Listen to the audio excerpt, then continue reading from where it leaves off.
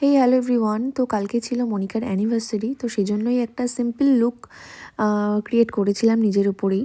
তো কেমন হয়েছে অবশ্যই বলো। আর গিয়ে দেখি খুব সুন্দর ডেকোরেশনটা করেছে, তোমরাই দেখে বলো কেমন লাগছে। আর এই যে মিডলে বসে আছে আমাদের রাজরানী মনিকা অনু, তো ওকে তো এমনিই সুন্দর দেখতে, আর সেজেগুজে একদম রাজরানীর মতোই লাগছে, খুবই সুন্দর লাগছে।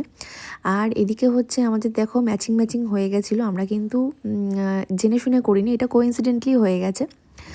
তো এদিকে কাকিমাকেও খুবই সুন্দর লাগছিল, খুব সুন্দর করেই সেজেছিল কাকিমা। আর এই যে আমার পুচকু, ওর বাবার কোলেই ছিল। আমি কোনো জায়গায় গেলে আর শাড়ি পরলে তো আমি ওকে রাখতেই পারি না, ওর বাবাই রাখে বেশি টাইমটা। তো এখানেও দুষ্টুমি করছিল। আর এই দেখো বাচ্চারা এক জায়গায় হলে যেটা হয়, মানে একটা খেলনা নিয়ে মারপিট হচ্ছে, যেটা বাড়িতে ও মানে হাজারটা খেলনা দিলেও সেটা ও নেয় না, কিন্তু বাইরে কোথাও গেলে একটা জিনিস থাকলে সেটা ওর অপছন্দের জিনিস হলেও সেটা নিয়ে ও কাড়াকাড়ি শুরু করে দেয়। তো এখানে আমরা পকোড়া আর কফি খেয়ে নিই। তো তারপরে আমরা দুজনে একটু ভিডিও করে নিলাম, একটু ছবি তুলে নিলাম।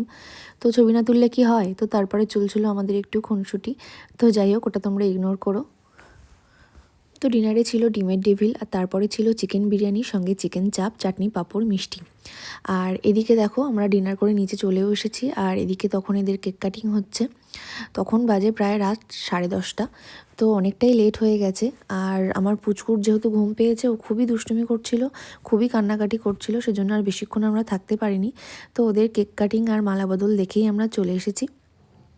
তো দেখো কেকটাও খুব সুন্দর, আর খুব সুন্দর থিমের উপরেও বানিয়েছে।